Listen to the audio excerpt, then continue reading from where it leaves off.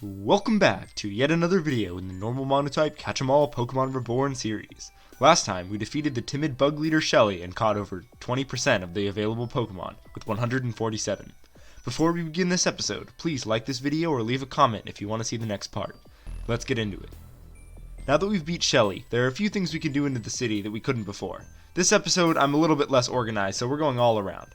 At the Grand Stairway, there's a man selling a Link Stone for $10,000. It's pricey, but I have the cash to spare, so I will. This lets us evolve Pokemon normally locked behind trades. To begin plot progression, it's time for another rival battle with everyone's favorite, Fern. Fern leads with Rhyhorn, so I matched up with Diggersby. I used Double Kick, but it didn't quite give me enough damage the first round, but luckily the second one was able to take it out.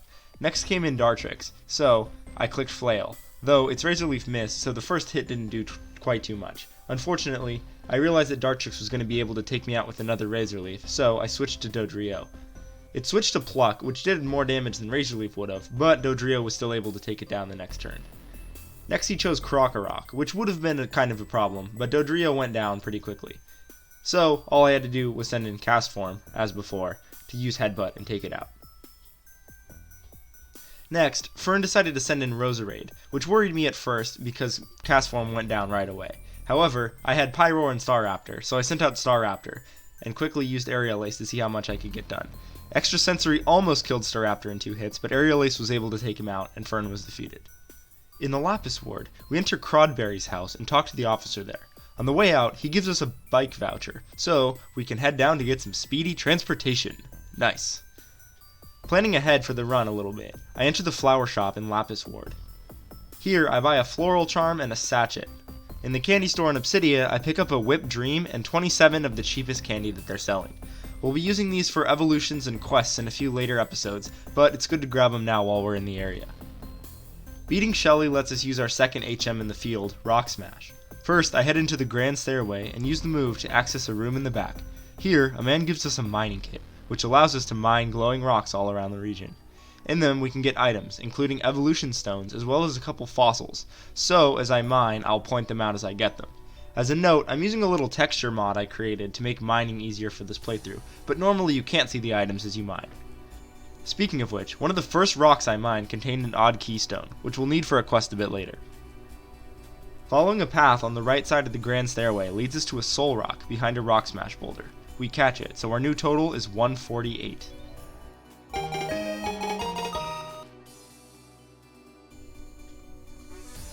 Next up is a quest I might have been able to do before Shelly, but maybe not.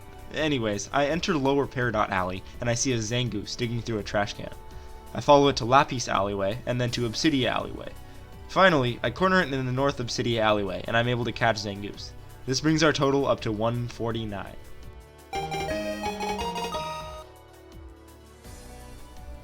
Next, I head back to Corey's gym in Beryl. In his room, I find the silver ring item. We'll need this for a couple catches in a bit. From the Beryl Cemetery, we can access Beryl Cave by smashing some rocks.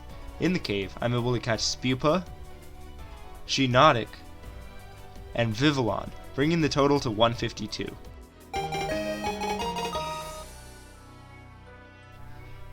Further in the Beryl Cave, I pull a lever in one cage to open the door of the other. Inside this cage, we find Corey's abandoned Nidorina. By talking to it with the ring, it agrees to join us, bringing our total to 153.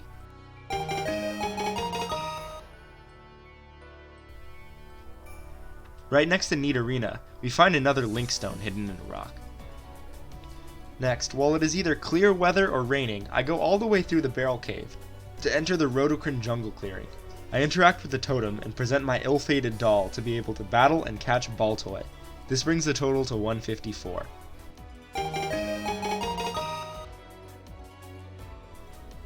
I return to the clearing while the weather is sunny. Here, I give some Pokesnacks to a sunbathing Tropius, and it will battle us. I catch it, bringing the total to 155. Finally, I return once more to the clearing while it's windy. By heading down, I'm challenged to a battle with Shiftry and Nuzleaf. This is a battle with 5 Nuzleaf and 1 Shiftry, and the Shiftry is very high leveled. Though we do have a little bit of experience with high leveled battles. Luckily you start by having to face all 5 of the Nuzleaf, which are pretty weak, in singles, and then you get to fight the Shiftry. So my thought was I use Acupuncture on Dodrio to get as strong as I could be. It gave me a few special defense ups, which was nice but not super useful, and an evasion boost, which was nice, but I really wanted some speed or some attack in order to actually be able to hit Shiftry when it came out. Luckily, I was able to take out all 5 Nuzleaf fairly easily, but the Shiftry came in, and after one miss of Leaf Tornado, was able to take me out with the second. Pretty unfortunate, but I have some backup plans just in case. I sent in Pyroar, and I clicked Fire Fang to see how much damage I'd do with it. Shiftry missed Hurricane, and I didn't do that much damage with Fire Fang, but I figured I'd try again.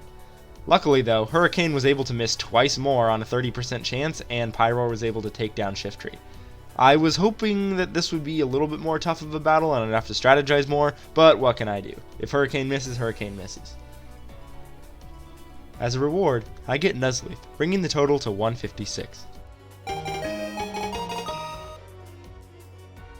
The next Rock Smash area we can access is Citrine Mountain 2nd floor, located east of Barrel Bridge. Inside, we can catch a lot of Pokemon.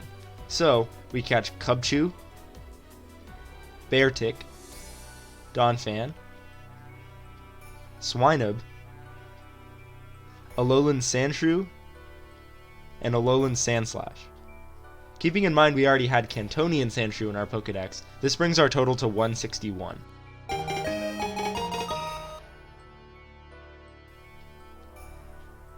On the eastern side of this map, we see Corey's abandoned Krogunk.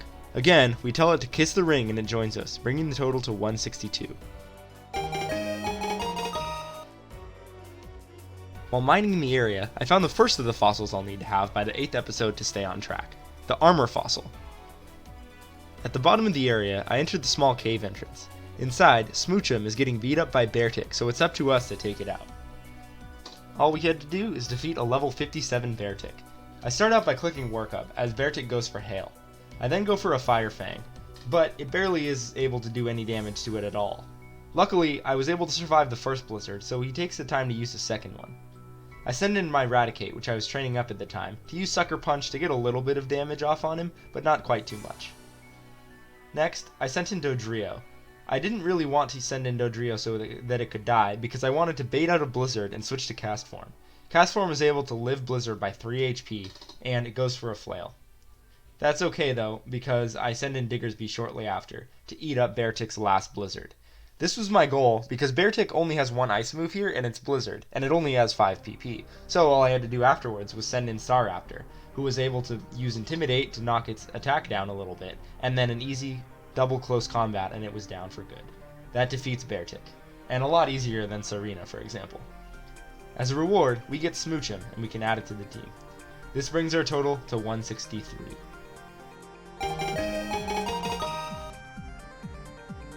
I head back to the Barrel Ward to start another quest. Again, maybe I messed up, and maybe this is one I could have done before Shelly, but oh well. I head to the building where I saw Helioptile at night, and we see Corey? I track him down to the Western Peridot Ward, then to a building in the North Obsidia Ward. Here, its true identity is revealed.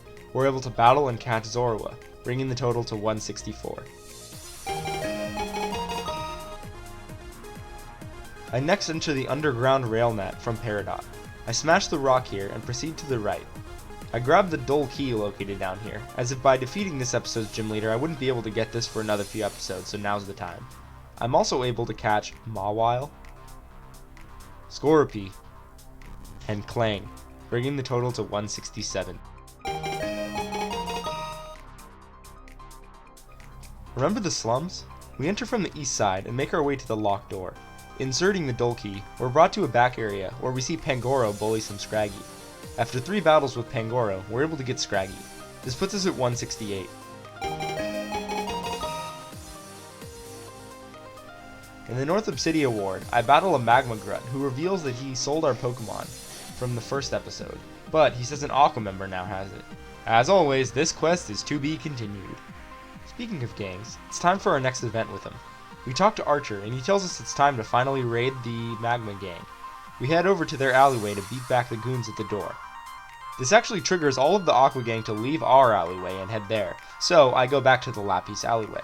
With Archer gone from his spot, we can access the little pool behind him and fish with the old rod. Here we catch Barboach, bringing the total to 169. With that taken care of, we head back to the Magma Gang alleyway to fight Maxwell. Despite only having 3 Pokemon, Maxwell can be pretty tough. He starts out with the Ninetales that has the Drought ability, so he sets up the Sun. I immediately go for the Rain Dance on Castform, hoping to get Rainbow Field up and giving me the advantage of super effective Weather Balls. I succeed at taking out Ninetales, but thanks to Hidden Power Grass or Hidden Power Electric by Charmeleon, it goes down. Next I sent in Diggersby, hoping to get a one-shot with Dig Off on Charmeleon. Unfortunately, it had to take 2 hits in order to take it out, so it was able to take Diggersby's health to about a quarter to a third. Finally, Maxwell sends in Houndoom, which is a tough Pokemon to fight normally, however, his is a physical Houndoom for some reason. So, after Diggersby goes down, I send in Staraptor, hoping to get Intimidate to knock its attack down a little bit. And 2 close combats was all I needed to do to win the battle. Next, I go to the Barrel Cemetery for another rival battle. This time, it's with Kane. He leads with his Briani, so all I had to do was send in Raticate to start it off. I use Crunch, and the second one critical hits, so that's that taken care of. He next goes for Grimer, so I decide to start using some Hyper Fangs. Unfortunately, with Poison in the mix, I'm not able to take it down in time, and Raticate goes down. I send in Dodrio, using Acupressure to get a little bit of stat boost to see what I could kind of get going here. Pluck is able to take out his Grimer pretty easily, but he sends in Marowak, and Dodrio goes down the next turn without being able to take it out. I send in my own Pyroar before realizing that I don't really have any strong moves against it, but I try anyways. I use Fire Fang the first time after a workup, but it doesn't really do enough damage, and so I have to send in Diggersby instead. Diggersby had just learned Dig, so luckily I was able to take it down in 1 hit, else I wouldn't have even been able to hit it. He finally sends in his Nidoking. Nidoking is also weak to Dig, and, surprisingly enough, Diggersby was able to take it out in 1 shot. I'm liking Diggersby and Huge Power more and more with every battle. The next story beats take us inside the Evil Doctor's orphanage. While exploring this area, I pick up a data chip, which we'll use in a bit. After finishing up at the orphanage, I enter the trainer school and gym in Onyx Ward. In one of the rooms there's a glitchy computer, so I use the data chip we just got on it to battle and catch Porygon, bringing the total to 170.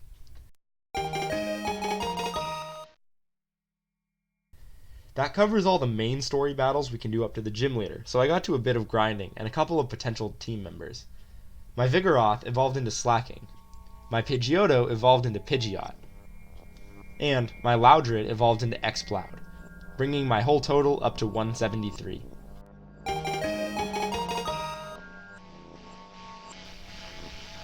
Next, I enter the Power Plant by Citrine Mountain. This is where we can fight the gym leader in a bit, but there are a few Pokemon we can get by walking around in here. I encounter and catch Duskull, Togedemaru, Yamask, and Voltorb, bringing the total to 177.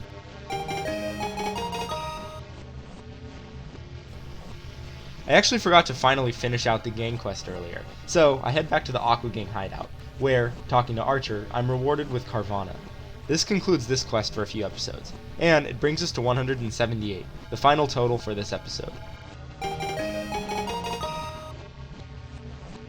Finally, we get to battle the entity Shade inside the power plant. Shade uses ghost types, which means his stab moves and my stab moves of our team at large aren't going to affect the other at all.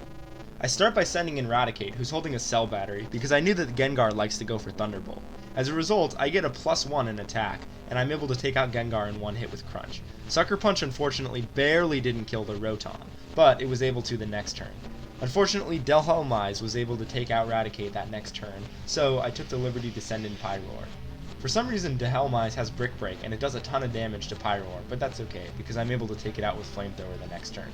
All I had to do was keep Pyroar going as long as I could, and I should be able to clean up with the rest of my team. Banette goes down in a single Flamethrower. However, I realized that Mimikyu was going to be frustrating, because Cursed Body took out Flamethrower, so I couldn't even hit it.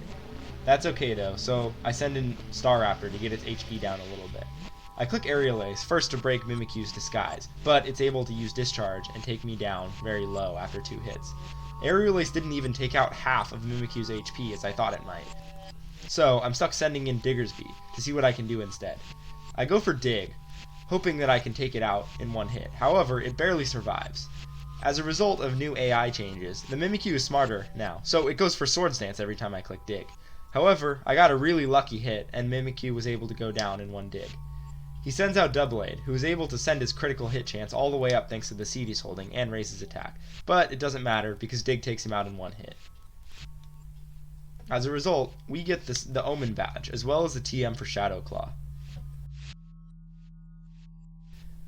Thanks for watching today's episode. If you enjoy this series, please give me a like, drop the subscribe and hit the bell, and leave me a comment in the comment section. I'm really enjoying doing this. It's kind of a fun little project while I'm home from school, so please stay tuned for the next episode. For now, bye.